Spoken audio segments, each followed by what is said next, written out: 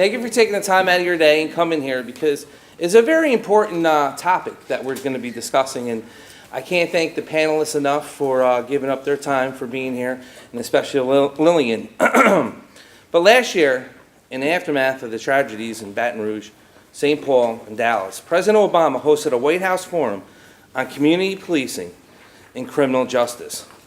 He also took to Facebook to call on Americans to be part of the conversation and confront the challenges that these tragedies laid bare. In doing so, now you can hear me, right? I kind of like it without the microphone. I could just mumble through it. But in doing so, he said we must be open and honest, not just with those within our own circle, but with those who offer a different outlook. We took that heart, and I began hosting a series of Healing Moments, community conversations, because President Obama said, all of us, he said, have the power to make change in our community. Do whatever you can to foster these conversations and find solutions within your community. A year later, we found ourselves still fighting the nation, fighting with each other over the color of our skin, our sexual orientation, our religious beliefs, and we are still experiencing hate, bigotry, in ways that are deadly, and we have a potential to continue to divide us. Less than 2 weeks ago, we suffered the latest attack in Charlottesville. We cannot stand silently by.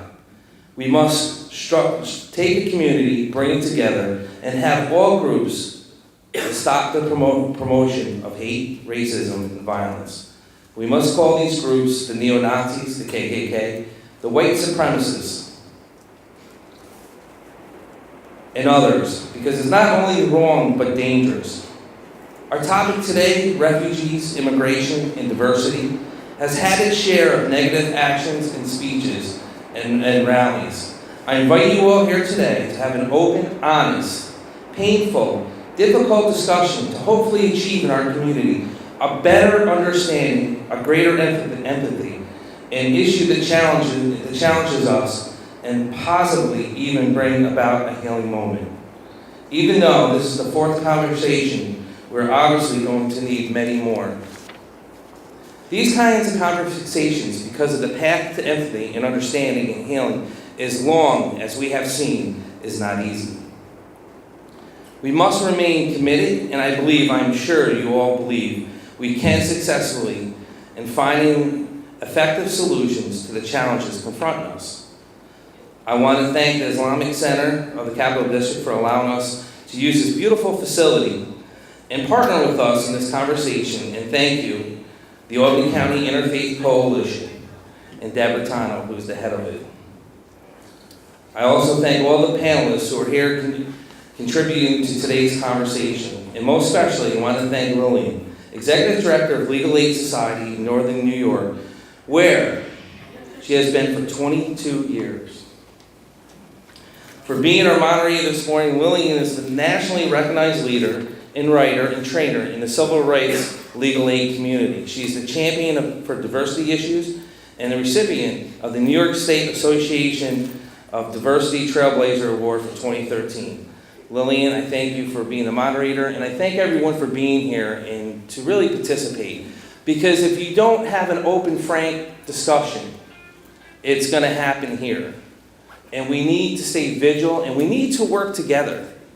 And we can only do this by having this uncomfortable conversation and bringing forth things that we don't like.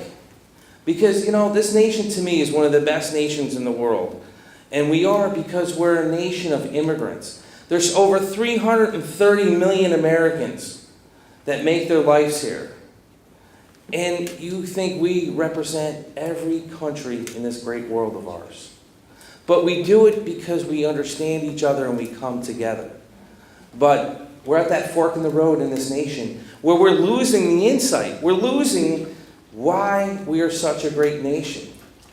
And it's easy to point at refugees. It's easy to point at fairs. It's easy to look at the internet and have people scared of what they see and what they hear.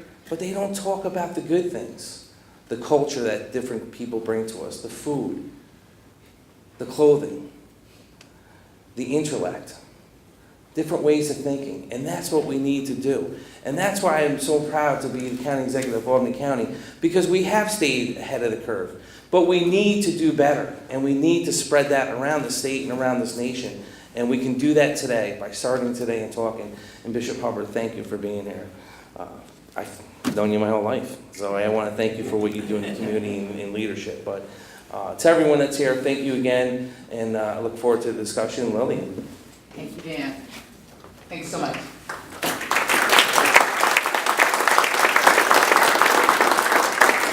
So I want to start by recognizing Dan McCoy for leading these difficult but healing conversations. So please join me in giving our thanks.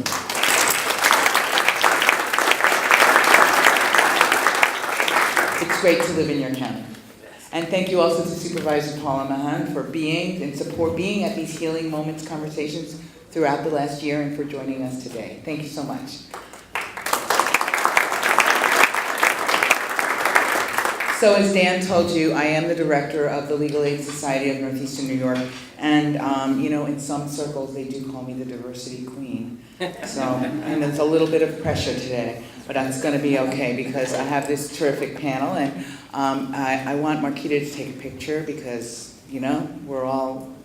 Can you get us all in? Yeah. That's always the question, right? Is the lens long enough to fit everybody? So she's going to do it on the panorama. I leave it to you, but thank you. And welcome to all of you. I think that you may hear things that surprise you or upset you, or you may hear things that resonate with you and make you say, that happened to me too, or that happened to my kid when they went to school. And when you hear something that makes you want to ask a question, I'm going to ask you to raise your hand so I can introduce you now to Mary Rozak, who has index cards and pens, and who will give them to you so you can write a comment or a question. And then as time permits, we're going to ask those questions here of the panel. So does that work? You get something in your head, Pedro, then you write it on an index card. You get an index card from Mary, and she's going to send it up here, okay? And that's going to allow us to sort of ask as we can and keep on a very tight schedule. And now, is Brad in the room? Okay. Hey, Brad. Everyone look at Brad. He's going to be tweeting. Yes, it's true. He's going to be tweeting your comments and questions, #HealingMoments, right? And if your question or comment is something that you want to tweet, that's another way for you to share it with all of us. And, frankly, with the whole world. So I invite you to, open your heart and share your thoughts. So now I want to ask the panel if they would do a brief introduction of themselves. There will be more to come about everyone. Thank you, Lillian. And, I know that we have 1 minute, so I will try to be as brief as I can. My name is Rifat Filkins, and I'm Executive Director at Refugee and Immigrant Support Services of EMACE. At RISE, we serve over 200 families from 23 different countries, and I think there would be more time that I can talk more about what services we provide, but I'm so glad to be here. I'm an immigrant myself, and 8 years ago, I came from Pakistan to serve the refugee community at RISE, and since then, I have been doing it, and I feel very privileged and honored. And every day, I hear stories, and I would be very glad to share those stories with you today. Thank you. Thank you. Good morning. My name is Rosa Luna. I'm an immigrant from Mexico. I recently graduated from Gilliland High School, and I plan on attending Hudson Valley this fall as a biology major. Thank you. Thanks, Rosa.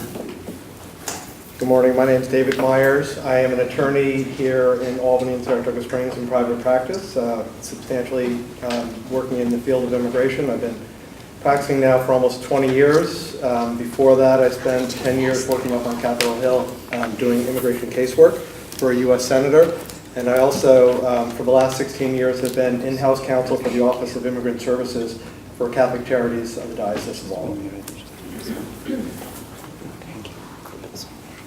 Good morning. My name is Rob Donnelly. I'm a lieutenant with the Colony Police Department.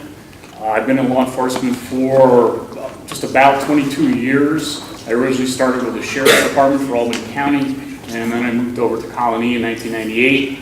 I'm from Connecticut originally. I came to here through Siena College, and then I went on to get my master's from SUNY Albany. So since 1989, I've been tied to the community here.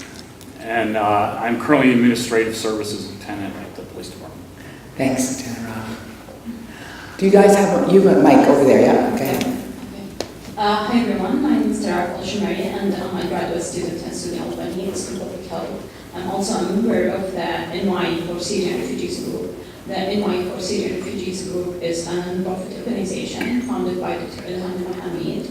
The organization consists of a group of volunteers who are trying to help the new Syrian refugees with some basic needs and with the school's job education. Our volunteers are community members who are eager to assist the new Syrian families to become part of the strong capital region community and to nurture the Syrian children to help them do excel academically and become a productive member of the society. Currently, we have about 50 volunteers across the county, including 20 tutors who go every week to the refugees' homes to teach mothers and children and to exchange culture. Hi, I'm Jill Peckinpah. I'm the director of the Albany Field Office of the U.S. Committee for Refugees and Immigrants.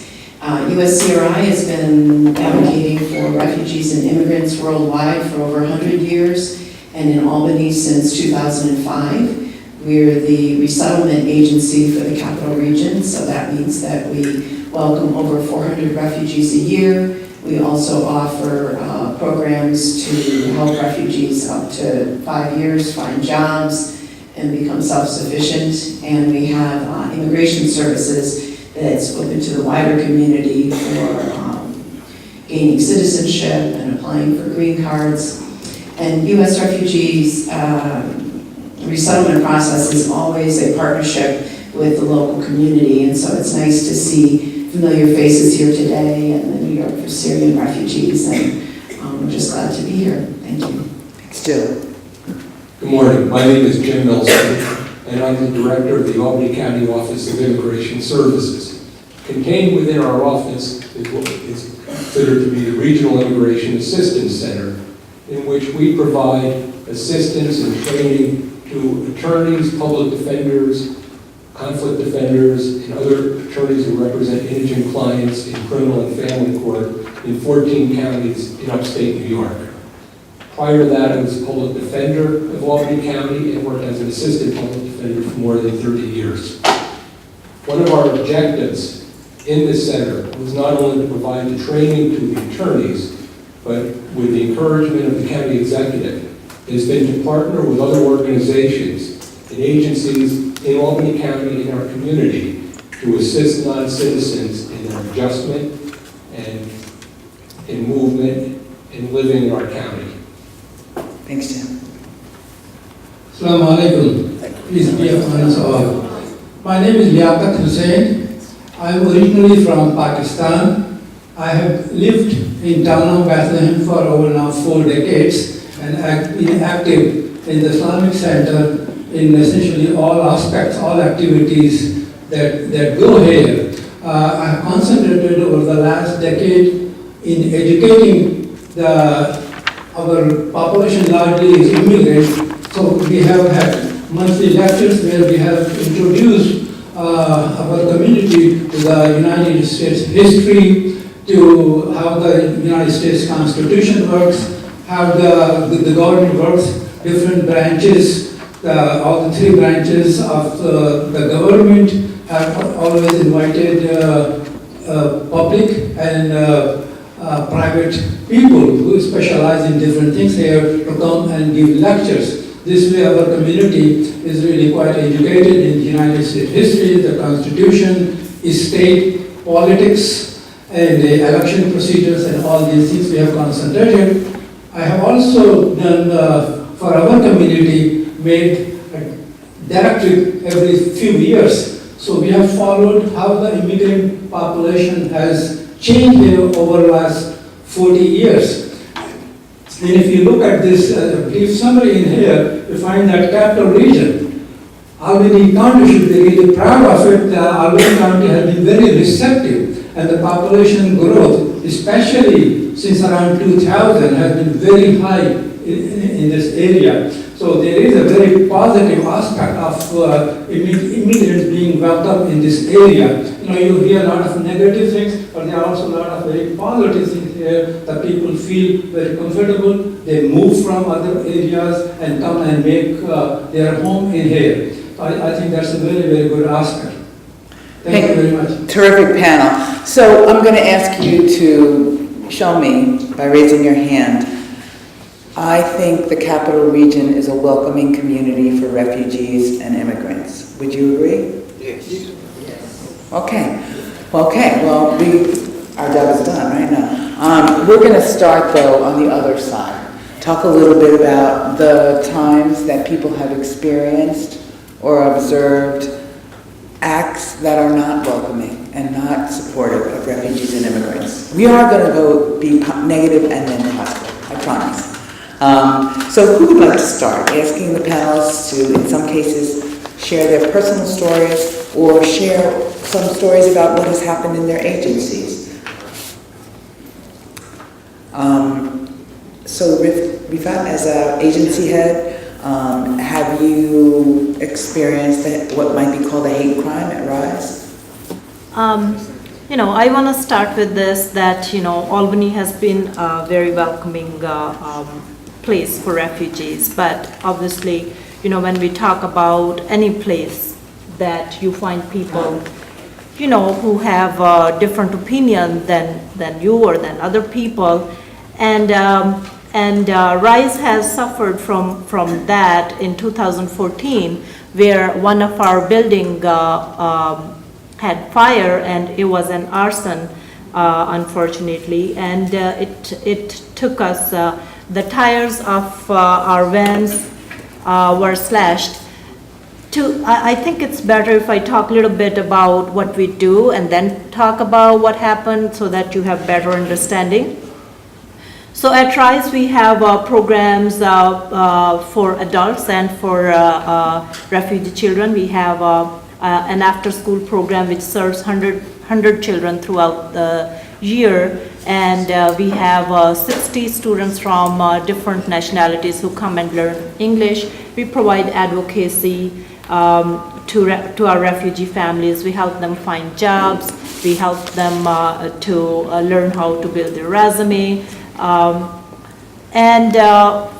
So we are pretty busy, every day, and there's a lot of traffic all day long. People come in, people go out.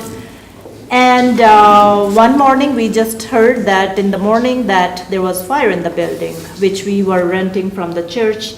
And obviously it was very scary. When I got to the building, the upstairs was almost burned, and the vans we used to transport refugee families, to bring them for adult ESL classes or to pick up kids from school, the tires of the vans were slashed. And it was a scary moment for everybody working in RISE. It was very obvious that it was an arson. And it was a lot of media coverage, and some of the times it was scary to talk about it because, sometimes you just don't feel comfortable about it. And then after that, obviously, it was church building, and community helped and church helped. And we were back in the building last year, June. We are still recovering because it was not easy on us. We are a not-for-profit which is trying to do much more than the resources that we have. And still we are struggling for that.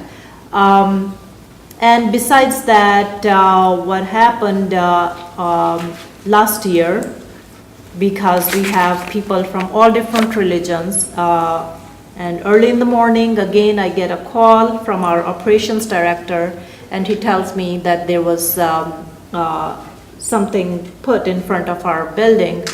And so he was really very nervous about it. And so basically what my reaction would be, okay, so did you call the police? And he said that he did. It was very obvious a hate crime and a message to us for the services that we are providing to the families.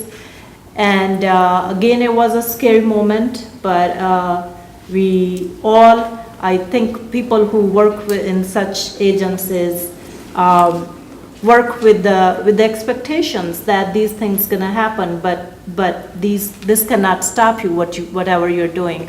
Can I ask how the police responded to these instances? Unfortunately, it was not what we were expecting. The police came and basically they said they can't do anything about it because nobody has seen somebody putting that. It was a jar with some material in it. Basically nothing happened.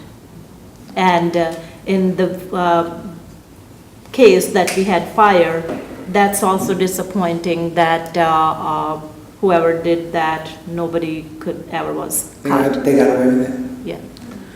Jill, how about you as a committee? Have you had any negative interactions around the work that you do? Sure, anybody here knows how hard it is for me to talk about the negative, because as the resettlement agency, we really play up the positive, which is plentiful in Albany. Certainly this year, starting with the campaign and then through the election, we started seeing more animosity towards Muslims and immigrants nationally, and the way that was reflected locally was children were afraid that Trump would arrive at their door and take them, including some children who had lived through the Taliban taking relatives at their door. It's particularly sad because refugees are fully documented from the day they arrive to live and work in the U.S., so it's the first time we've seen real confusion about that, again, from what was in the media versus locally, even people fleeing to Canada. We also sometimes see within the local neighborhoods, the levels for rent through DSS have not increased in over 10 years, and so any low-income person who's having to rely on temporary assistance is faced with trying to find a safe, affordable apartment, and that's part of what we're tasked with before refugees arrive, because we don't know how quickly that individual family is going to get employment and be able to earn more income. And so in the neighborhoods, we've seen, as the neighbors see volunteers show up to set up an apartment and new beds coming in, volunteers helping these people, there can sometimes be a feeling of, well, we've been here for a long time, we could use a new bed, and we could use people helping us, so there's a not understanding each other between neighbors. And even among our very wonderful volunteers and community members that do so much, there can be a limited understanding of some of the atrocities that refugees have gone through, and how it seems logically they should be able to become self-sufficient more quickly, and some people can. There's a lot of individual differences among refugees in terms of education and what opportunities they've had to work. I was reminded this week of what people are still dealing with. There was a community member whose relative was tortured and murdered by the Taliban in Afghanistan, and it was the first opportunity I'd had to go to kind of a whatever the Muslim version is of a wake, kind of like sitting Shiva. And as I was sitting there and recognizing waves of former refugees, coming in and honoring this family, I asked someone, how does this happen often, where people are having relatives that are still dying at the hands of the Taliban or whatever situation, and the community supporting them, and they said, yes, it happens a lot. So that's something that many of us in this room can't imagine. And not only in Afghanistan, people from Burma and the Congo and Sudan and other places are still suffering overseas, and that can lead to kind of a survivor guilt by the hardworking refugees that have managed to get here and survive, but understanding some of those atrocities or even trying to imagine what they've been through helps us to understand the courage and the strength that it must take for some of our refugees just to get up in the morning and get the kids dressed and to school, much less get to ESL and work. So we talked in our preparation about this lack of knowledge and this lack of understanding of the cultural differences, some of which Jill alluded to. I think that we also have a lot of different immigration statuses that we may not all understand, right? This is a question, do we understand the stress that some people are under because of their immigration status? We talked about the impact of the Deferred Action for Childhood Arrivals program, the DACA program. Has everyone here heard of DACA? Yeah? David was going to thumbnail it for us. Sure. DACA is the acronym for Deferred Action for Childhood Arrivals. It is a program that President Obama put in place back in 2012 to basically allow children who had come into the United States before a certain date and before a certain age, and there are other requirements as well, but to allow them, if they came here without permission, unlawfully, without a visa, walked across the border, whatever it might be, to apply to remain here in what's referred to as a deferred status, temporarily in 2-year increments, and apply for permission to work. And this is not by any stretch of the imagination a permanent status. It's not a permanent program. It's not a path to a green card or citizenship. It is just the ability for someone to apply to remain here. And it's generally a recognition that once you apply for that DACA status, that Immigration and Customs Enforcement, which is the enforcement side of the Department of Homeland Security, that they will leave you alone. You're not a priority for removal, and they will just allow you to remain in the United States. But it's temporary, right? It's very temporary. Can you, I understand there's a threat of September 5th being one of our DACA deadlines. So there has been some news in the paper that there are a group of governors who are apparently applying pressure to President Trump to terminate that program. And if they don't, they're going to forum shop and file a lawsuit against the government to basically terminate the program.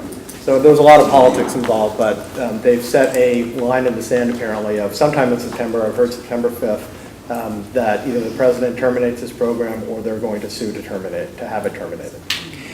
And Rosa Luna wanted to just briefly share on this. So I am part of the DACA program. I applied, I think it was 3 years ago, and I heard about this program through my church services, and I just thought it would be a good opportunity to feel a little bit more safe, and again, as not be like a priority to get removed out of the country. I believe it has helped me along the ways because through that I was able to get a social security number. I have a job now because I also get work authorization with DACA, and I feel more part of the community because I'm able, I feel more secure going to school and to work and just being here.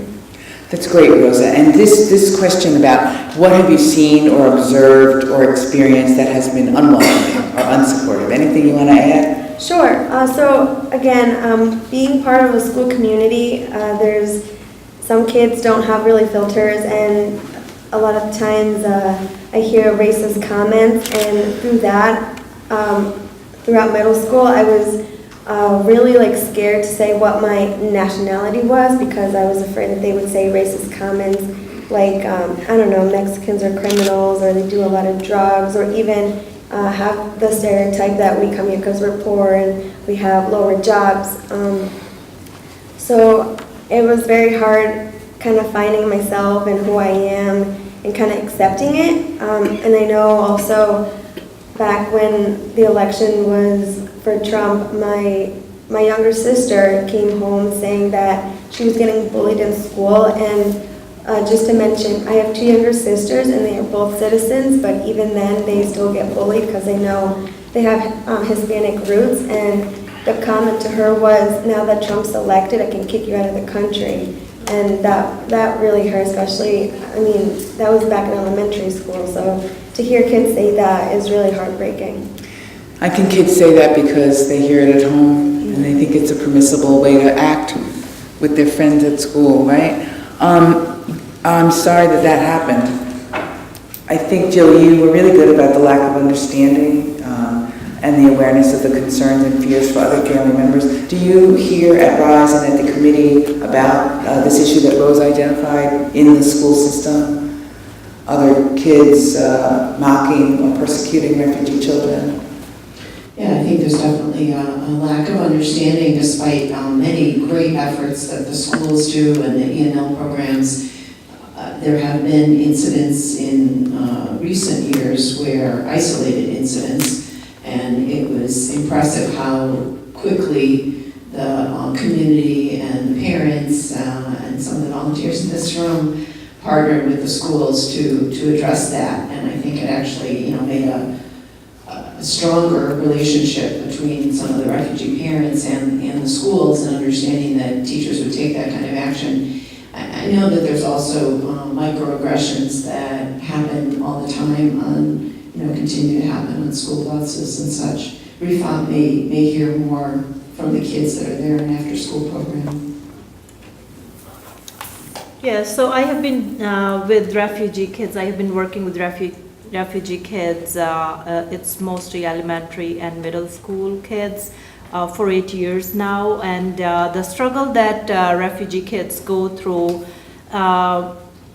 it in itself is a huge struggle. Because, imagine kids who have been in refugee camps. Like just this year, we got some kids from Syria, and they are like 10, 11 years old and never been to school. And then they're sent to the same grade as the other kids of their age would be. And the stress of not knowing the language and stress of not being able to read and write. And then on top of that, being having the feeling that, you can't understand anything. And on top of that, you hear kids talking about you. It's a lot that kids go through. I see kids, our vans go pick up kids from different schools if they don't get transportation from school. And I see kids getting off of the van very frustrated, not happy. And once they get to the RISE program, where they see kids around them who have the same needs as they do, they feel more comfortable and they feel more happier, and they feel like they're people who are there to understand. And I also think that with the Albany school system, they try their best, but with the number of kids they have, it's over 900 kids, and with the resources they have, it's really, really hard for them to provide the services which these kids need, because their needs are huge. Like every day when you see kids, like just this summer program, we had every week we had a theme. And 1 week we with the staff, I just couldn't get chance to decide about the theme, and in the morning I was like, okay, let's come up with the theme, and we decided around the world. And we thought it would be something they learn about their friends who are from different countries, and their teachers can help them learn about the world. So the idea was that they go and in circle time they talk about their cultures. I had no idea that for kids ages 10 and up, it was a hard thing to talk about. One of the classroom is just right next to my office, and it was a struggle for the teacher, because kids, however they get treated in school, they just feel somehow they have inferiority complex about their culture. They don't want to talk about their country. They don't want to talk about the language they speak, and it's difficult. It was difficult topic for them, and then we decided to add tolerance for other culture in our theme, which helped. But for the first hand, it was really a struggle. So that tells right there that, you know, what kids are going through in schools, and they are at the age which is, you know, the culture and the nationality has become such sensitive issue for them.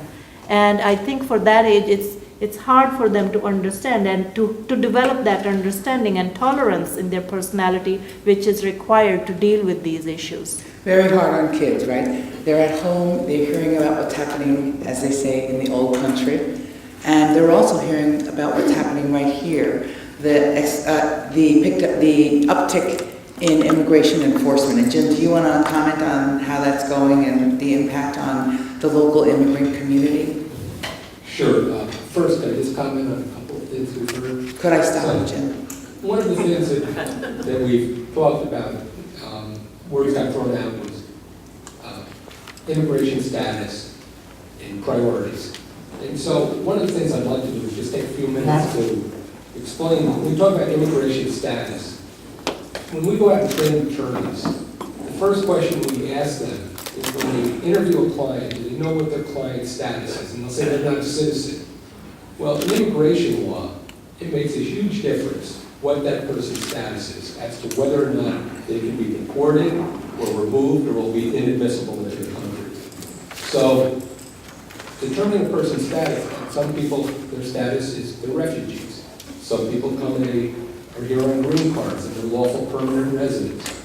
Some people come here as student visas or on tourist visas, and they're allowed to be in the country lawfully. Some people come for work visas. So there's all these different statuses and there's all these different rules that apply to a different subcategory. What's happened most recently about priorities is prior to this new administration, the interior enforcement of enforcement against non-citizens primarily focused on individuals who are convicted of crimes. In the past 2 years, it's people subject to removal, 90 or 92% of these people were convicted of crimes, and that triggered the enforcement.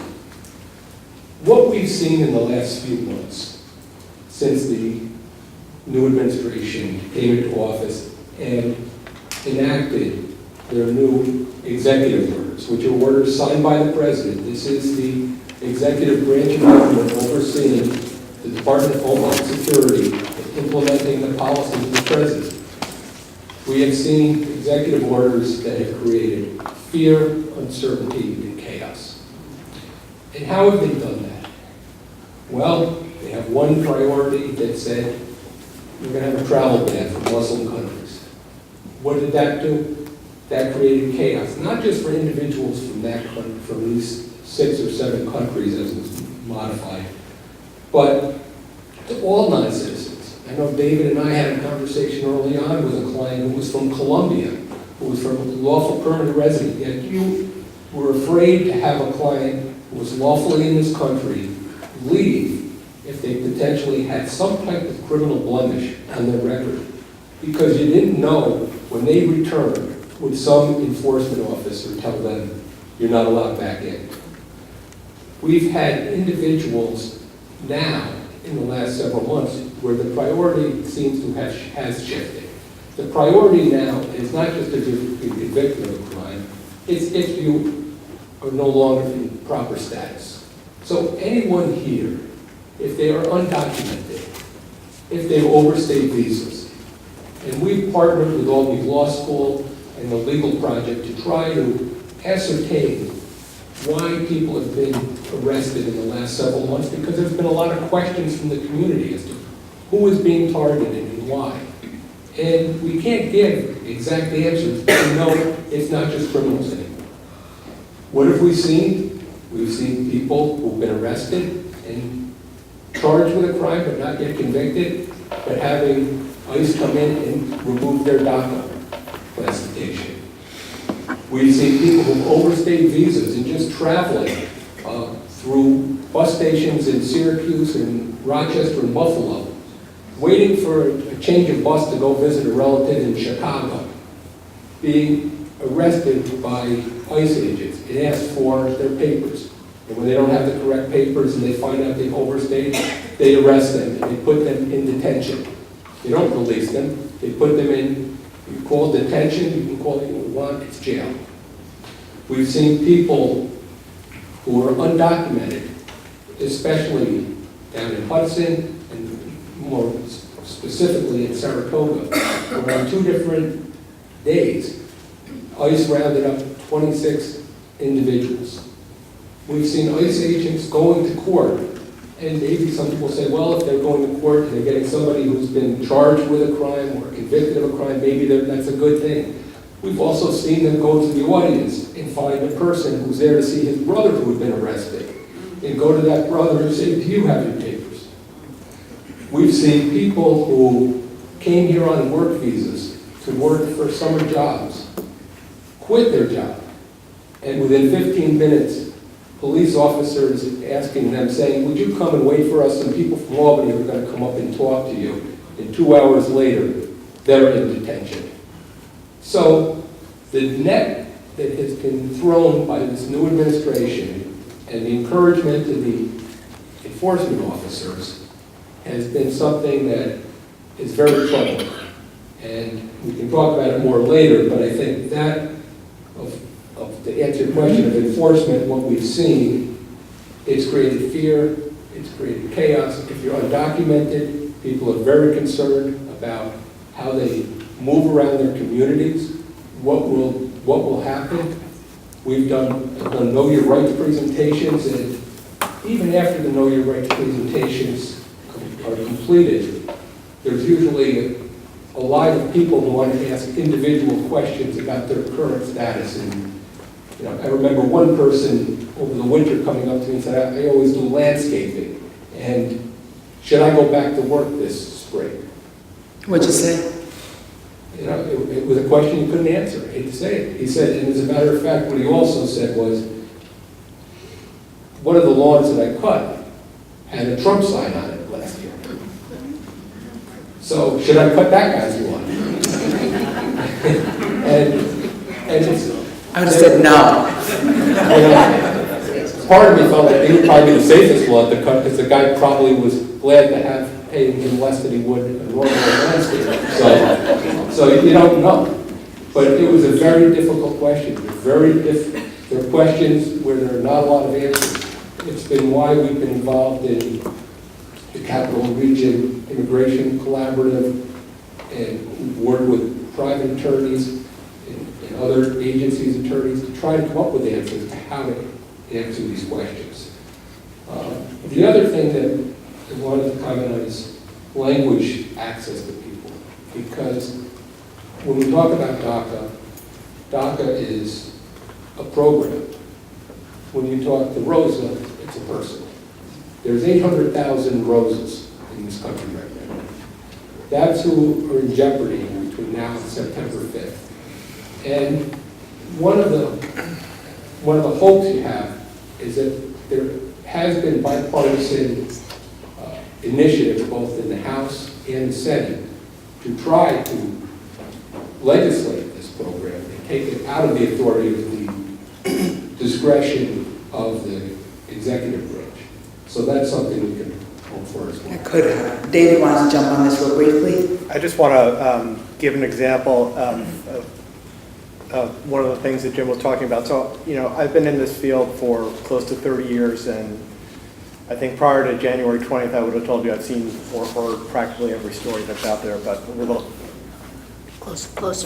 the last 7 months, I've never seen anything like what we're dealing with right now.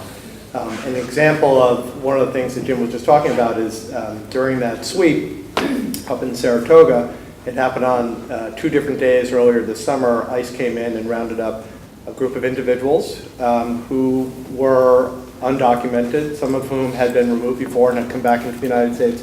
One of them was my client. And this was a client who came to the United States unlawfully, came from an area in Mexico that is absolutely awful, and had come to me about a year or so ago and said, I want to apply for political asylum. And he's got a fantastic case, and he'll probably get political asylum. But in the previous administration, if you had actually applied for political asylum with USCIS, even if you are here unlawfully, ICE would have left you alone.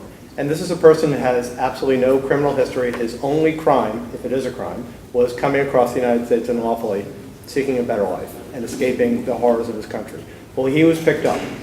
He was picked up, he was cycled through the Albany County Jail and brought out to Batavia, which is the federal detention center out near Buffalo. And we had to bond him out. So he had to pay, or somebody paid on his behalf, a large sum of money so that he could come back out and be among us so he could fight his case. But in the previous administration, that would never have happened. So right now, the stories that we're hearing, the chaos that Jim described, it's absolutely unbelievable. So Tara, I wanted to ask you if you could bring that Muslim ban to life. I'm going to talk about my personal experience. Please. And then I'm going to talk about refugees' experience. So in my personal experience at the end of the last January, and after I had completed my comprehensive exam for my degree, I just decided to travel overseas for a few weeks before my classes started over. So a few days later, I found from the news that President Trump had issued an executive order banning people from 7 Muslim countries from entering the United States. Even though my country was not one of these countries, but I felt terrified and panicked about my ability to return to the US and being categorized by my faith and my religion, as I had bad experience and difficulties before when I tried to enter the country. I remember in 2016, an officer from the border control had said to me that he could kick me out of the country without providing me with a cause, and no one could stop him. I could kick you out of the country and no one would stop me. Yes, this is exactly what he said to me. So that's why when I traveled again, I didn't know what to expect. I didn't know whether Trump ban would include my country before I got in or not, and if so, how would I get back to my school, to my friends, my colleagues, and my home here. So I'm in the middle of my school. I still have 2 years left to finish my degree. I wouldn't know what to do exactly, and if it is like as if I saw a different side of the United States. So by being labeled by my religion and my faith. So I was like wondering, will I be able to finish my studies or not, and how will the order affect my status here and my future career. And will the immigration officers, how they would perceive the order, and will they apply it to the student or not? Will they consider our situation or not? So therefore, I contacted Mr. James Weinstein from the regional immigration assistance center, and because I was frustrated and I needed advice. So he immediately contacted Mr. McCoy, who spoke to the media, and they have provided me with the 2 lawyers at the JFK from the No Ban JFK group to wait for me at the JFK airport until I entered safely. Therefore, I would like to use this opportunity to thank them for all assistance and support.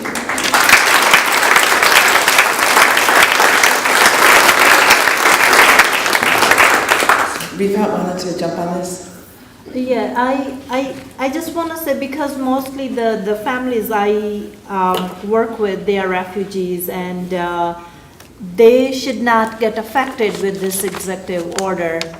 But I want to talk about the confusion and uncertainty that this order brought to the family.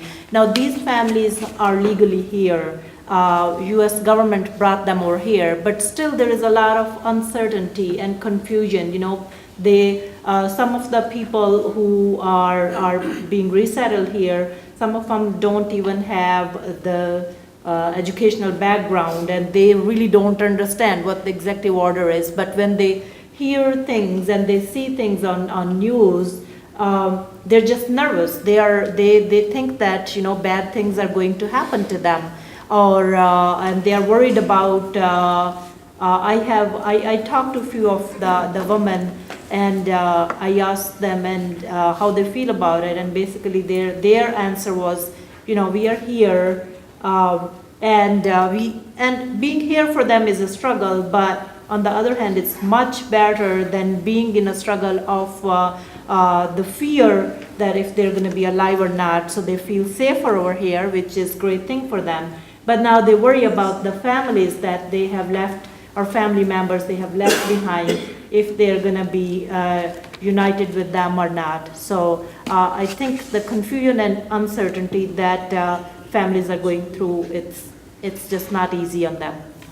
So, on the ground here in Colony, anything, Lieutenant Donnelly, any hate crimes, what have you observed as a member of the Colony Police Department locally? I think, you know, it takes a lot of different forms. We've been relatively lucky in Colony that the overt acts aren't very frequent.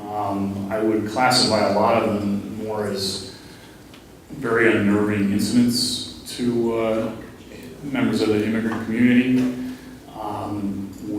It's funny, briefly, we were talking about the jar on the doorstep a few months ago. We had a very similar situation where a gentleman came from a different part of the state, decided that he was going to espouse his particular religious views by writing tracts and then putting them in like mason jars, and then leaving those mason jars in the front of churches, and specifically one of our high schools. The one that he left in front of the high school looked very suspicious. A custodian came upon it very early in the morning, and it triggered an entire police response because we had to treat it as a suspicious package, basically. It was unknown what was in it. We had to delay school because it was right at their opening period.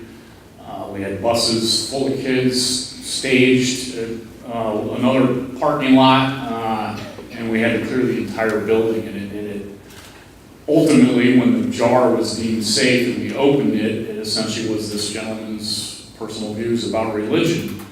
He never, in interviewing him, he never meant them as any kind of an overt. Oh, you found him? We did. We were able to track him down. I cannot remember whether there was anything particular in the jar, but we were able to get a license plate from a license plate reader and tracked him down that way.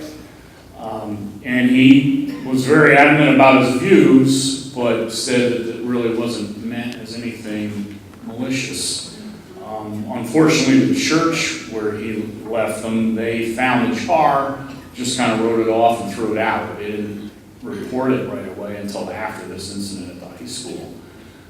So it upset quite a few different communities, community groups, and it's those type of incidents. We do get, you know, the people that spray paint swastikas on abandoned buildings type of crimes, but more often than not, I mean, another example would be a gentleman decided to ride into the parking lot of the Al-Hidayah Center, which is a mosque on the north side of town, with American flag, a big American flag on the back of his pickup truck, and he started to take pictures of the building.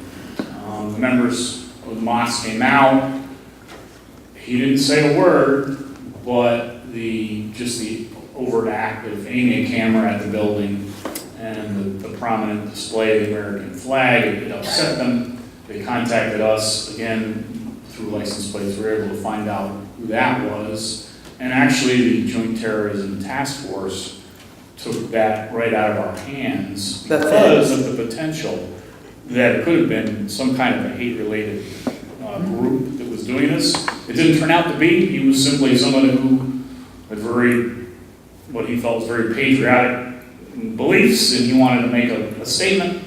And That's all he ever did, and he was not connected to any kind of alt-right group that they were able to determine. But I think the fact that, and sometimes it gets lost, a lot of times the federal government, specifically the Joint Terrorism Task Force, they're out there trying to disrupt the communities. Well, in reality, this person was kind of on the other side, and they treated it as a potential terrorist type precursor, and they investigated it fully. So, and being able to lean on them kind of helps us out quite a bit.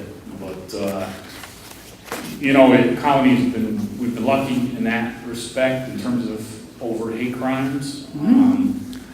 It's not to say that there's not people Those out there who feelings. feel that way, but they haven't acted as frequently as in other communities. So. That's great to hear. I wanted to just ask Dr. Hussein, before we went to some of your questions, what the Islamic Center has observed in our community that has not been welcoming or supportive. And yeah, go ahead, Dr. Hussein. Thank you.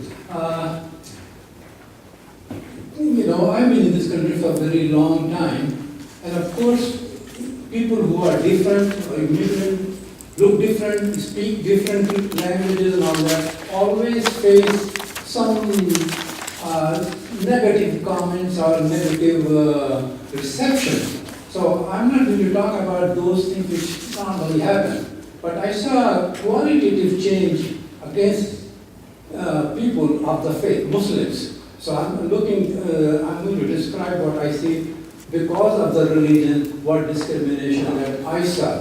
And I think it started with the Gulf War.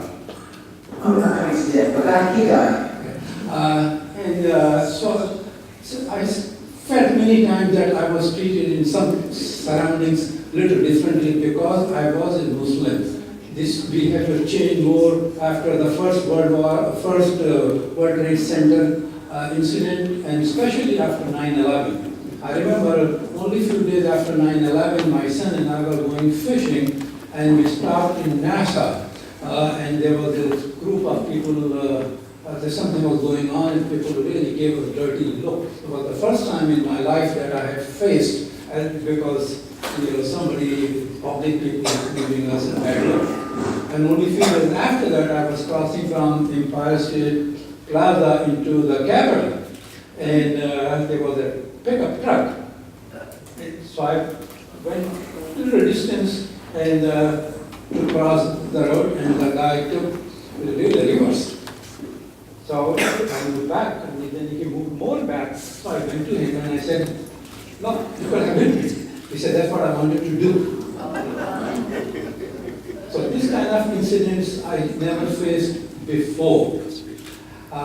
Also, I've been arranging lecture series in Islamic Center, bringing people from all walk of life, and many people from the state assembly, senate, congressmen, and all that part.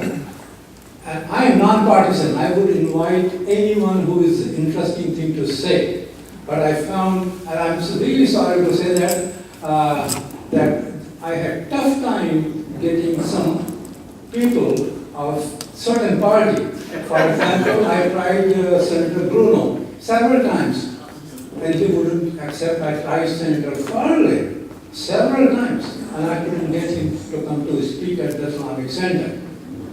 Although, to their credit, there were other Republican politicians, Amador, Tedesco, McLaughlin, no, I'm sorry, it was, yes. Just remember this is Dr. Hussein to you, okay? Yes, this is my view, and those people came. So there is certain hindrances, certain reluctance to deal with Muslims. So those kind of things are happening in political circles. I try very hard actually to get people from all parties. I have absolutely zero trouble to sit down with, even if I had George Wallace sitting across with me, I would have no trouble talking to him. But these things are realities in political circles. There are discrimination against Muslims. Okay, so we're gonna, I want to thank everyone who has sent a question up. I do not think we're going to be able to ask them all, but I think the panelists will be try to stay a little bit after and maybe be available to some of you. I did want to ask Lieutenant Donnelly. We were asked whether the Colony Police Department works with ICE and other, any examples of how local police, Albany or another department is interacting with ICE. We do work with ICE. We always have. They have a office right in Latham, and throughout my career, it's typically only come up when you have a member of the immigrant community involved in something, and usually it was specifically a crime, and we would only contact ICE if we felt that there was more to the story, or if we felt that the person wasn't providing us with correct information about their identity. And there could be a lot of reasons for that. I mean, it could be as basic as a fear that they will then be kicked out of the country, or it could be that they've committed a crime somewhere and they have a warrant, or they're just wanted for questioning. I was talking to David before we started, and it has changed. And since the new administration's taken over, I use the example that, when I was a patrolman, I stopped a van that had 5 or 6 people in it. They were all from one country, and they were all undocumented immigrants. The reactions range from kind of cooperative to completely uncooperative. We contacted ICE with my supervisor, and of the, say, 6 individuals, only one of them was of any real interest to ICE because he had been removed from the country before and he had committed a crime and did currently have an ICE warrant.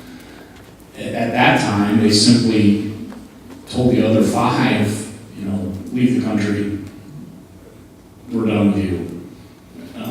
And they told us that too, like, you tell them to leave the country or tell them to leave the town.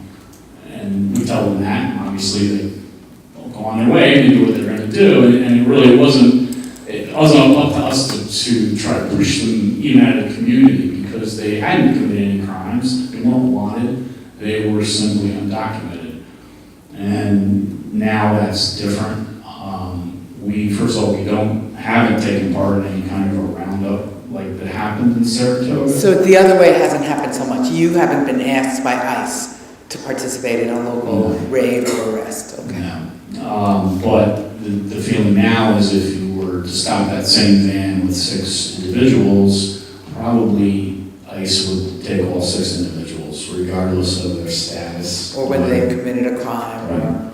Whether they have a warrant or not, the detention rate is much higher now. So David's going to bust out if we don't let him say something. No, I was going to say the environment today is basically all 6 of those people would be picked up. It's just remarkably different. And what I was saying to Lieutenant Donnelly before we started is that, how has our community become unwelcoming? Well, one of the agencies in our community is ICE, and they're up in Latham. And since the new administration has come into place in the 3rd week of January, a lot of the enforcement priorities have absolutely changed. So what we find is that some of the folks that we would deal with historically, some of the more seasoned professionals, seasoned agents that could exercise discretion in favor of your client, I don't like saying it this way, but have a heart. They were feeling that they couldn't do it anymore because they were being watched from above. But having said that, if there was a little latitude and they could help you out in some way, those people still do. The flip side of that is, I feel, and I don't like saying it this way, but I feel that some of the new agents that have come online, if you will, within the last couple of years, have felt that the new president has let them cut loose. And they're the folks that are out there, trying to make a name for themselves internally, but those are the people out there that are picking up the people in our community. And, the 26 people that, were picked up in Saratoga earlier this summer, and there's been a few since then. There's been some attempts to pick up the same person twice, even though they've been released. these people are trying to make a name for themselves. So, that is one enormous way where our community. And David, we did have a question, if you know about, David or Jim or Jill, any of you, if you know about any supports being given to the individuals who were picked up, rounded up in Saratoga. So whoever asked the question, it's a great question. And the support happens in several ways. There are community groups, church groups. The Saratoga Equal Opportunity Council is one of them. There are some church groups that are out there helping the family members that have been left behind. It's an enormous issue. And I say this with a little bit of trepidation, but there are also some former employers who these people have worked for, who have just thrown money into the pot to try and help them bond themselves out. And when they bond themselves out, it means that they have the ability to fight this case from home, from not being detained, right? So that's exactly right. So when these individuals are picked up, if they're not immediately released because the government doesn't think they're a threat to the community or a flight risk, they have to make the argument before a judge that they are not a flight risk and that they have ties to the community and that they have perhaps some benefit that they can apply for. So the bond that these people are paying for is a cash bond that's anywhere between $5,000 and $25,000. But there are people, to get back to your question, Lily, and there are people in the community that are helping these folks raise the money to pay these bonds, that are helping these folks fight their cases in court. It's a pretty active community in that regard. Terrific. So thanks to all of you who have sent up questions. I still have them, and we'll see how the next half goes. But I wanted to make sure that we then move to the more positive side. The glass is half full, at least some of the time. So asking you now to share your observations and experiences with respect to how the Capital District welcomes and supports refugees and immigrants. And I am going to start with Jill, because on the prep call, I could barely contain her enthusiasm. Yeah, this is my sweet spot. I gotta say, upstate New York is like the very best place to be a resettling refugee right now. Maybe always, but for sure right now. And it's such a welcoming community. Again, many people who are very much involved are in this room, some people. And we have such support from elected officials, from the Albany Mayor Sheehan and surrounding mayors, Senators Gillibrand and Schumer, Governor Cuomo. We are all immigrants agenda, and Pat Fahey on the State Assembly, and just Dan McCoy, and so many different elected officials that have really gone above and beyond to support both with funding and legislation, all kinds of ways. We have jobs in Albany. Every week we find jobs for people, whether or not they speak English. Some weeks we have more jobs than we have refugees, and then we go to Rafat's ESL class, find out who needs a full-time job. So employers, like hiring immigrants. Historically, everywhere immigrants show up, they do the job, they're motivated to work. Many times haven't had that opportunity, and so that's great support. We have something called the Refugee Roundtable that meets every other month, which is open to the public. We bring together employers and health providers, volunteers, schools, really anybody in the community that also serves refugees comes together to share resources, address any issues, and there's anti-Islamophobia groups and legislation that's passed. We've had the New York for Syrian Refugees have really, really embraced the Syrian community, and that's made up largely of people who came themselves as immigrants 10 or 20 years ago from Syria and have been working to help the newcomers. We're in the process of setting up something similar with the support of some of the mosques, and Al-Hadayi in particular, for the Afghan community. And there's a broad range of Afghans, from folks that work for the U.S. Army to people who haven't had an opportunity for education and everything in between. So we're just so grateful for that.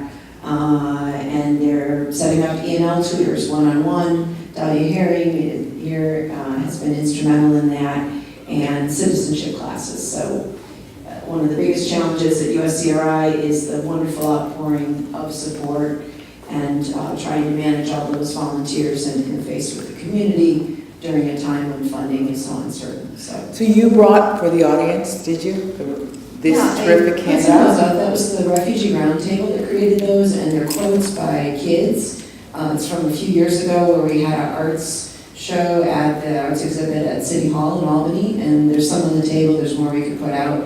I think it's a great way of really connecting with some of the things we've talked about in kids, individually. So thank you all to Albany for being such a welcoming community.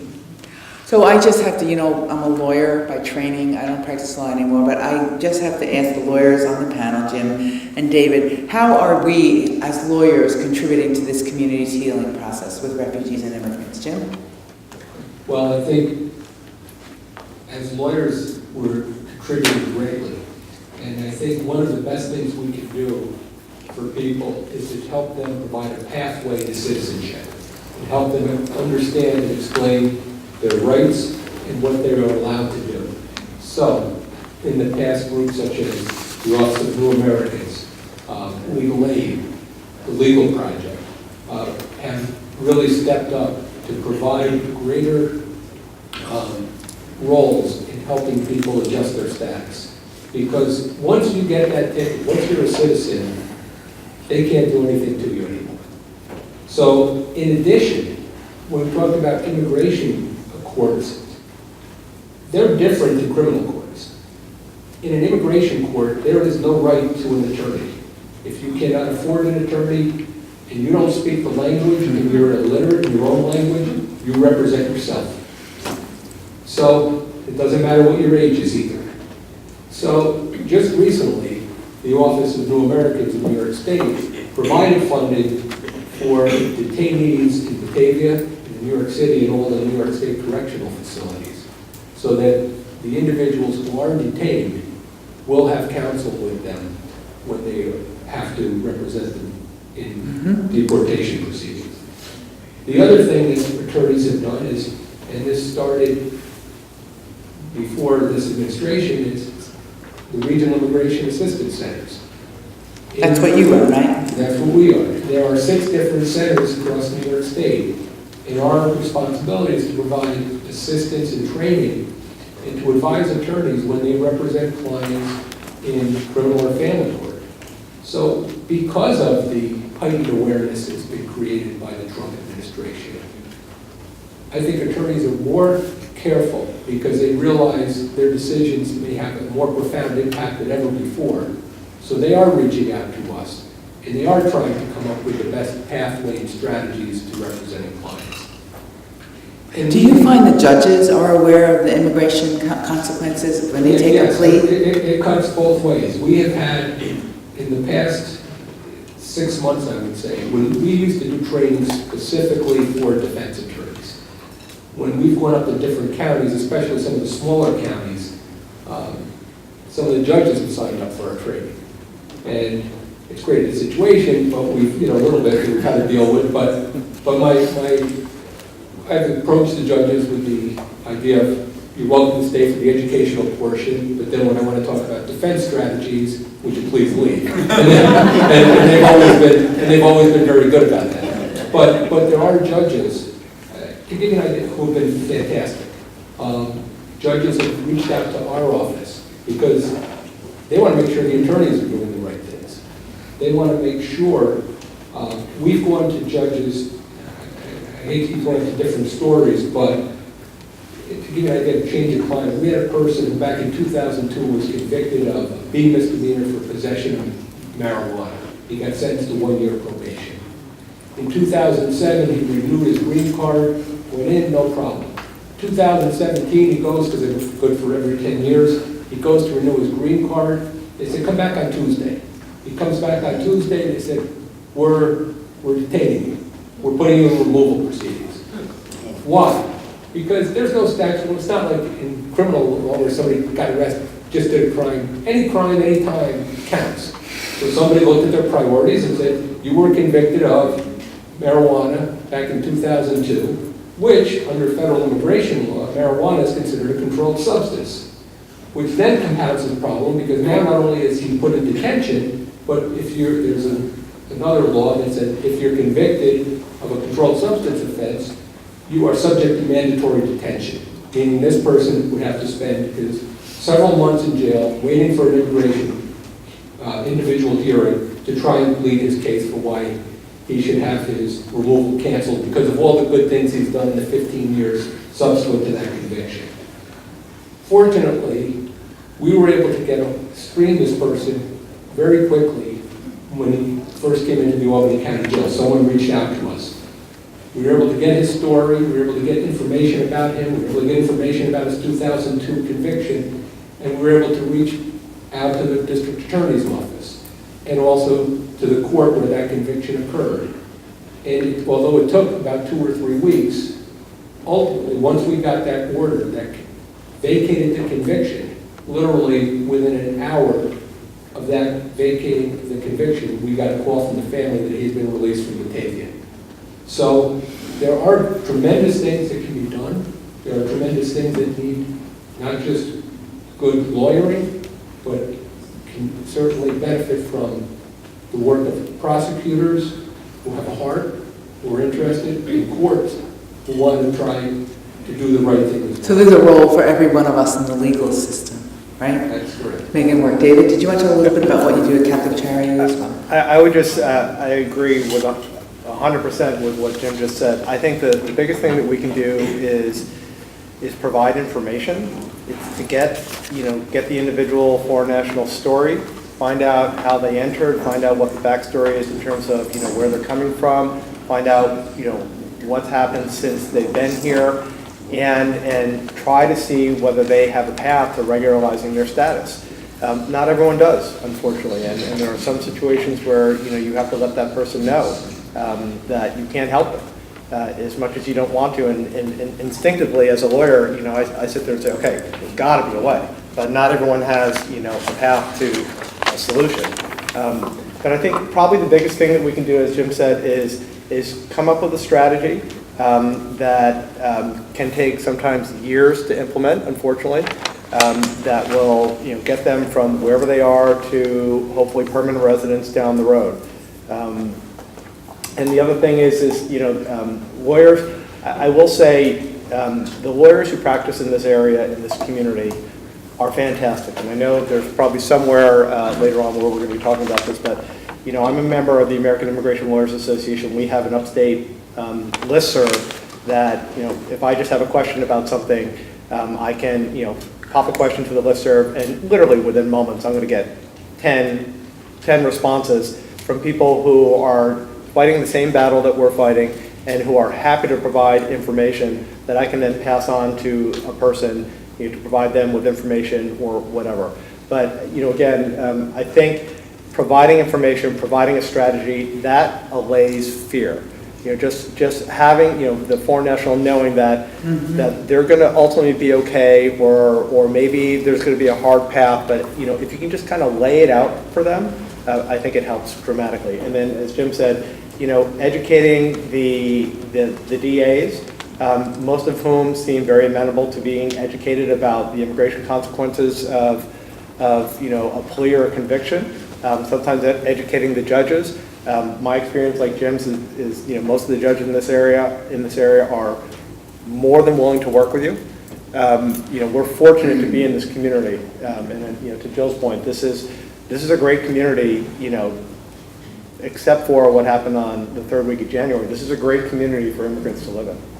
So, Tarif, and that's what the room, by the way, the room agreeing with you, David. So, Tarif, you talked to me about New York for Syrian refugees, and I think you talked to me about adopting families.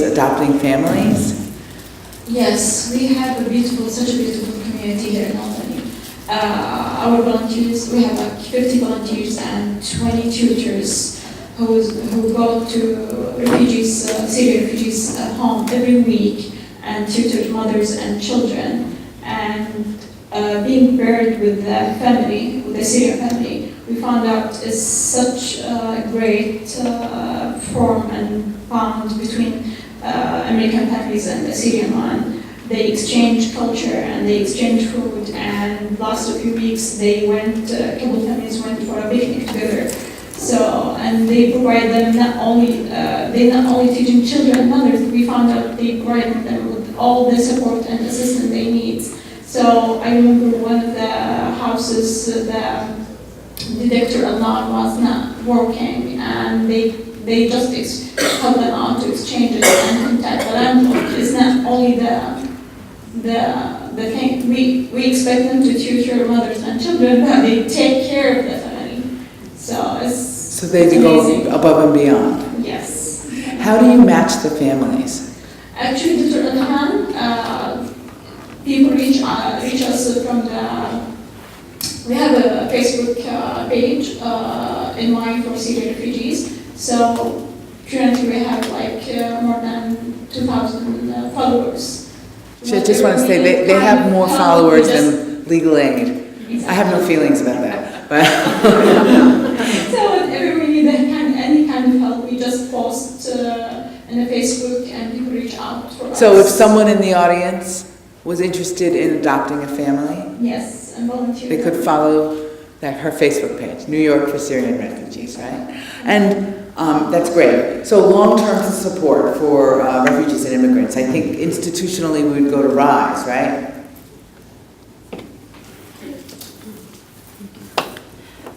So when it comes to long-term, goals that RISE has for refugee families, we emphasize so much on education, because our mission is to assist refugee families to have a sustainable life while they're trying to start a new life here in U.S. And I think education is the key. And when families come to U.S., language barrier is the biggest barrier when they come. And in the beginning, we had the youth program, and we were providing services to youth, which was homework help, hot meals, healthy snack, transportation, activities to learn the language, learn the culture over here. But then we figured that it was not enough, because mostly adults were isolating themselves in their houses. So that's when we started, in 2011, we started adult ESL classes. And it's a challenge. When families come over here, learning the languages is our biggest challenge, because they all come from all different backgrounds. Some come with educational backgrounds, some are literate in their native language, others are not. Some have been in refugee camps for longer than others. And all these things, some have interrupted education, some have family already here or friends over here who can support them, others don't have that support. And all these factors affect when the family is trying to, start their new life over here. And our goal is to assist families so that they can, finding jobs and helping them to be independent is the biggest of our goal. And for that, first we help them to learn the language. Then we have contacts with employers where we take people for job interviews, and we help them get jobs. And on top of that, whatever we are doing at RISE, we really can't do without the support of community, because it's just so many services with so little resources. When volunteers, they are always there to work with these families. And other than people from community, there are agencies, schools, colleges. They're always joining hands with us. And we do projects like we are working on one of the project with Albany Med, which is called Cook for Cause. And the plan is that where Albany Med students would come and actually, because we were talking about kids when they by the age of 13, they are with us, but then after that, most of them, they don't have that support and they feel like lost. And our idea was to bring those kids back and have them meet with people who are,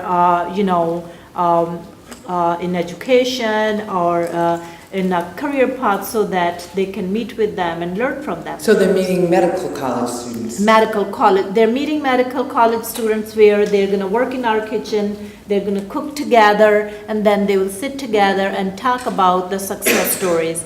And when it comes to how community is helping and how community has influence on these refugee children, it's just incredible. Like I have one girl who came from Thailand with a single mom, and we kept that girl longer than usually we would keep kids in our youth program, because they just didn't have anybody at home that they can stay.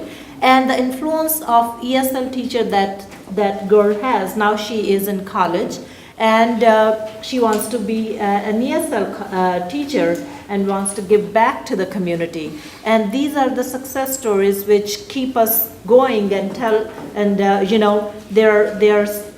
then again, we have people who came as refugees but were able to stay with us for a very short time, but then move on and start their own business, go to school, get the education, and help other families. And I think that's really, really important when we talk about refugees, that they have very little, sometimes they know very little, but they want to share it with others, and I think that's very important. And in long term, I think whatever they have, if they have little, they are trying to share and give back. But imagine when these kids have a lot of education and they want to give back to the community, how big that can be. So Kind of your own experience, right?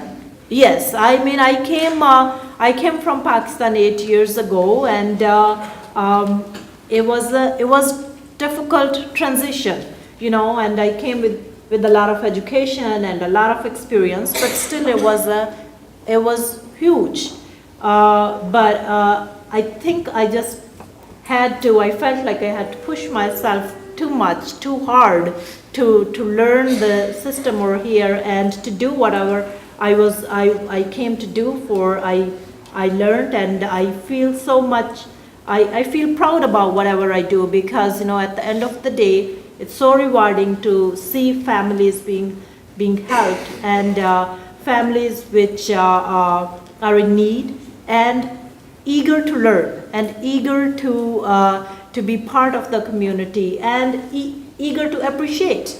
All these families appreciate every little thing. Our volunteers come and work with these families, and in return, this is what they do. They would cook food. They would bring food to share with the volunteers. Sometimes they just they teach them words, like small words, which they want to share with them. Like if they want to say thank you, they would learn how to say thank you, but they would teach to the volunteers in their language. It's just a way of sharing their culture, their language, everything with them. And it's not easy. When it comes to work with refugee families, it's challenging. Sometimes we have students, let's say from Albany Med, they're coming from a background where they have not seen such things, where people have nothing, or they can't speak the language, they can't understand. And it's quite eye-opening experience. I always say that all, SUNY students and St. Rose students and all these students work with our youth program and with our adult program, and it helps families and it helps the organization. But for students, it's like a laboratory, because they get such unique experience to work with these families who have gone through so much, who have lost their loved ones back in their difficult circumstances and decided to start a new life, and are eager to just move on with all those difficulties. I so much appreciate the welcoming environment that Albany has always. And I did talk about, when we were talking about hate crimes, and I talked about fire and all those things. But on the other hand, all these incidents were very helpful for us to learn that how community is being helpful. With all this, our building was gone and our vans were stopped, but our adult program stopped for only 3 days and our youth program stopped for only 1 day, because community was there to say, here we are, this happened to you, we are sorry about it, but we are with you, we are behind you. And having classes for three levels, offices, building, we needed building right away. I was not even in my office, and I come back and I find a note on my desk saying, you don't need to worry, the space is there and you can start classes whenever you want. And next Monday we started classes. And I so much to run the organization, we are a new organization, we don't have that many grants, but individual donations, people give their time, people give their money, people give their support. Our politicians are very supportive. Dan McCoy has been to RISE, Paul Tonko has been to RISE, Patricia Fahey has been very supportive, our mayor has been very supportive, and those are the things which tell us that, there are challenges, but there are people who are there to support. That's great, and I want to say, just because I just was reminded about the time and the wealth that the panel has to give to you, so I just want to say that I'm sorry you didn't get to hear any specifics about how the Gilberlin School District supported Rosa Luna through a very successful high school career, and everyone who has a kid knows how stressful the college application process is in, and she's going to start school very shortly in Hudson Valley. And we won't give you too much.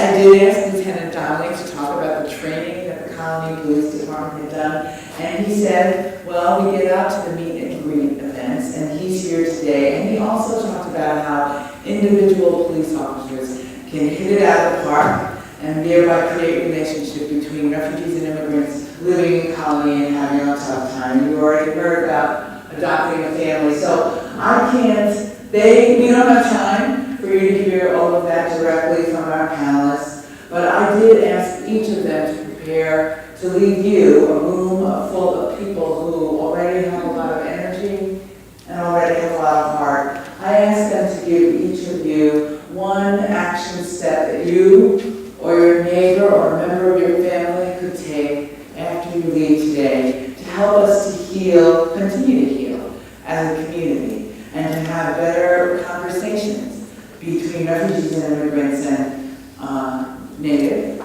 Capital District folks. So one action step that a person in this room, someone in this room can take to promote healing in our community. Whoever would like to start. I'm not scaring you just because I'm behind you. David, all right. So I want to thank Dan for organizing this, because this is the exact thing that would go to healing our community. It's just getting together in forums like this, listening to all sorts of different perspectives on this, and having an open discussion without being concerned that someone's going to, just say something that's going to make you intimidated or something like that. So the more that we can do this, the more that you can just learn about correct information, the more that you can volunteer for things like that, for things like this, and help the folks in your community. That's what I would encourage you to do. Thank you, Dan. So I think have more conversations, learn more, volunteer. Correct. Who would like to go next? Oh. I somehow missed the direction that it was one thing, so I have one page. Oh, okay. Is anyone here surprised that she over-prepared?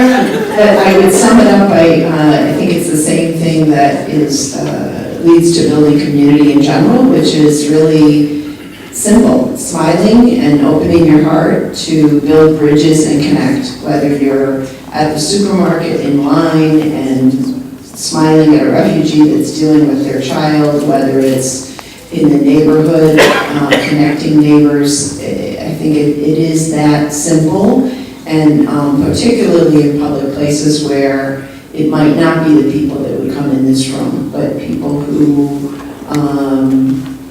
are not seeking out learning about immigrants. People in this room can be that bridge. So smiling and opening your heart and connecting people. Thanks, Jill. Jim? To echo her thoughts, I would also add listening to people. One of the things is that I found remarkable in the year and a half that we've been doing this is we've represented people, involved people from 80 different countries. And when you listen to what their backgrounds are, what brought them to this country, and I think probably the thing that makes me most upset is when you hear the trouble that people have gone through, the stories of how they've crossed not just the border, but to get to the border. They've gone through several countries in Latin America. They've hired strangers to traffic them into the country. They've walked across a desert. Isn't that somebody that wants to be in the United States? Isn't that a person who, you say, well, maybe you did one thing wrong in your life, but what about the big picture? What about all the positive things you've done? What about the work you've done? What about raising your family appropriately? What about all the great things the person does? Some seem to be sometimes out the window. So oftentimes language access is a problem.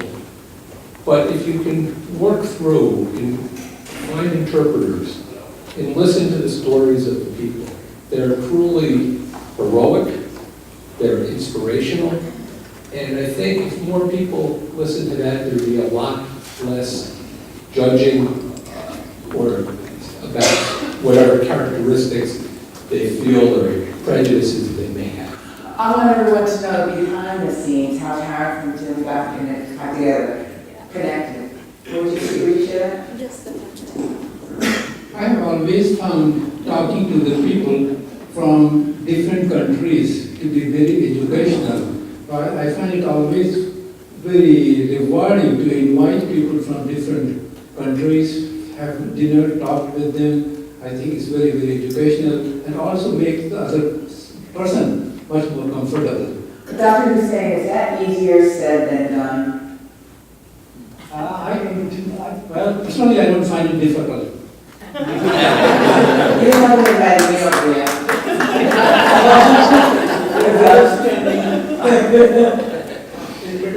It's a win, right? But How I get connected to Mr. James Weinstein is I had chocolate tickets.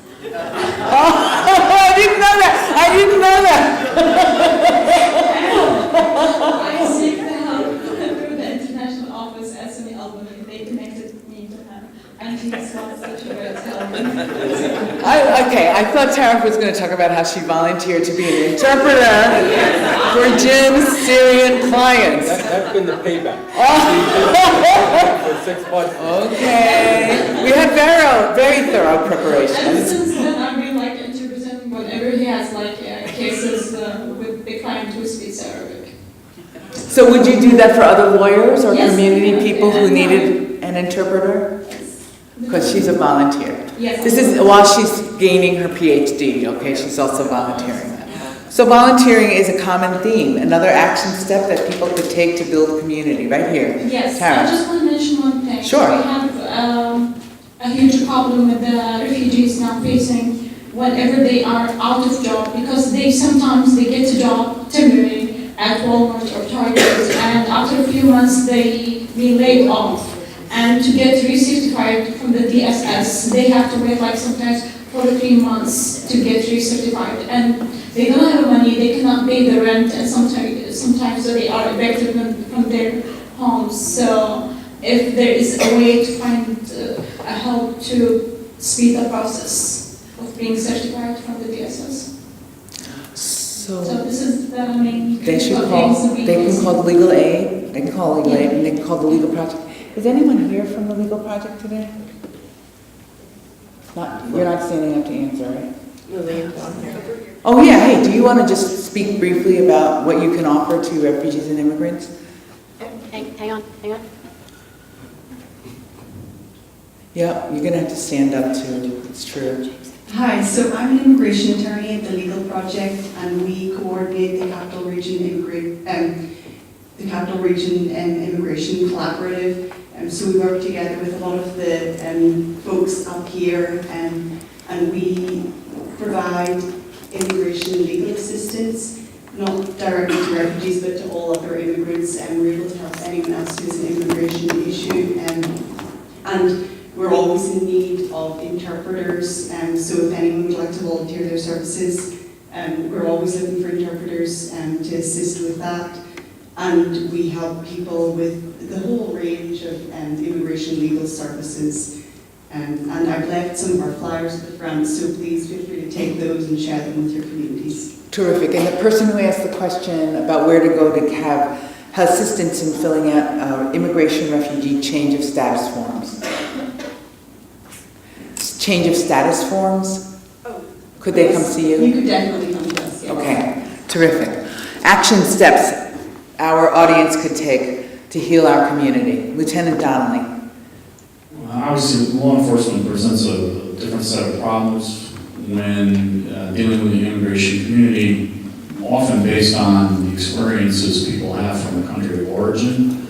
There's a lot of fear about law enforcement. There's, the police agencies around the world are not all the same. Some are very base, corrupt, all the way up to a lot of worse things, through disappearances and torture and so on. So I'm not the first person that a lot of people in the immigration community is going to look to for help. But what I try to, and I have done before in meet and greets, is to try to encourage members of the community to reach out to the local police department before they need, hopefully they don't ever need, but before they need the police. Colony, we have a community services division, several officers kind of wearing multiple hats. They can come to speak to communities. I do that myself. Just a regular radio patrol car, if that car is in the neighborhood, it's very hard for someone to just walk up to a police officer and begin to try to start a dialogue.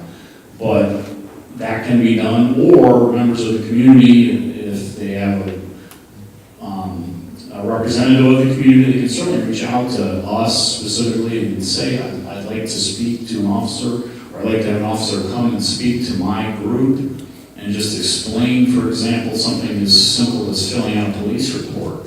They're a victim of a crime, and they won't report it because first they're intimidated by the police, and then secondly, they don't understand the process, and as a result, they don't get any service from the police. So basic things like that can be covered in a simple conversation. A group of members of the immigrant community, an officer can come and do that. So I'll always try to do that ahead of time, because at the time, if you are a victim of a crime or there is something terrible happens in life, that's when we show up, and then it becomes a very stressful situation because they're not familiar with the officers. So if you're working with refugees or immigrants, Lieutenant Donnelly is suggesting that you invite him or his peer to your communities ahead of time to show that we're on the same side, right? Yeah. Rosa, suggestions or action steps that someone in this room could take to promote healing? Yeah, so I definitely agree on a lot of what was mentioned, and I would just say to treat everyone equally. We are all humans, and we're all here to live a better life and to get the most out of it. And it's just, I think, a simple smile and a hello is really welcoming. So treat everyone equally. That's great. Thank you, Rosa. And Vishal? Yeah, I just want to add into it that, when it comes to refugees, they all came here to US for a better opportunity. And we all had maybe one time in our life where we got that opportunity. And, this is, I think they're right. And it's such a rewarding thing to help out, and I know that with our busy life, sometimes, maybe some of you even don't get chance to see a refugee family because you're just living in an area where you don't see these people. So, there's so many things you can do directly or indirectly, which is, you can volunteer, you can support these organizations. So, whatever you can do in your capacity, to help these families, because these families want to become good citizens of this community and they want to give back to the community. Help them to do that. Help them to get that opportunity. They came to get that to this country. Thank you. Anyone else have an action step?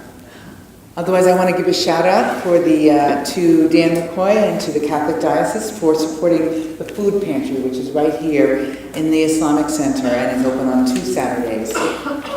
Any other questions? I do have still a few up here. I don't think we did any clearance here on Jill. A shout out for Jill and the committee for using your meager resources and helping refugees very valiantly. There was a specific question about whether you know of any monetary resources available for political asylees. It's not really my area. Because I don't know.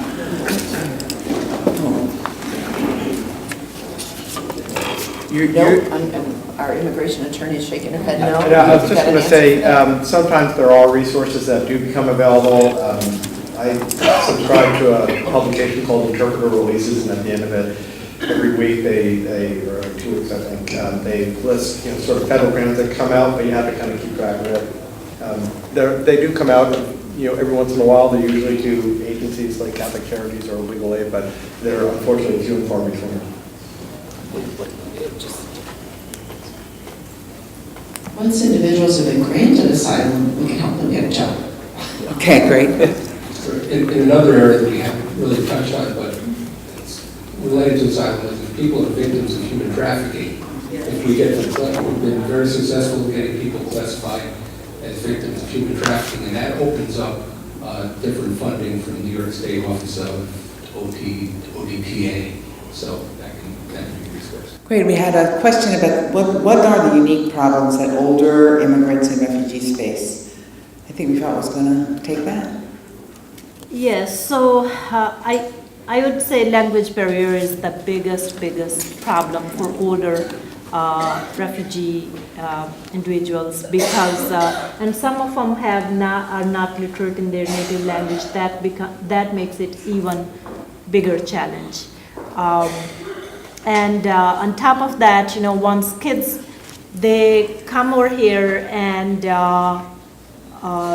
it's harder for them to understand the system over here. And on top of that, their children learn the language quicker and then they take kind of charge in family, which I think is very, very difficult situation in families because, the parents or older people, they're always looking at kids to answer, to get the answers to their questions. Very, very difficult questions. Although we thought, honestly, isn't that the way? Look, I know how hard and wrong it is, but it is also the way it's always been, right? I don't know. Jill? One of the ways we're lucky in Albany this year is we've gotten new funding for a program called Serving Older Refugee Populations from New York State. And so if there's people over age 60 who came as refugees less than 5 years ago, we have Jake Slutsky, our coordinator, that can help with a lot of needs. And also there's the one-on-one ESL tutoring that people are doing with the older refugees. But to further answer that question, another problem people have is citizenship and benefits. So after 7 years, SSI benefits for an older refugee who's not become a citizen gets cut off. And oftentimes by then, they're 5 to 10 years older than they were when they arrived. They haven't learned the language, and they still need to learn the language to become citizens. Mm-hmm. So it all kind of goes back to ESL and citizenship for everybody. So any last, we have, Mary, do you want me to stop? We have 3 minutes. 3 minutes, Mary. I have a minute to wrap up, and then everyone can actually meet with Yeah, so I just want to recognize Mary Rozak, who works with the county executive and got us together. And I want to also thank the Islamic Center of the Capital Region for hosting us. And me. What a beautiful story. Thank you for community, and what a wonderful panel. So please join me in recognizing them.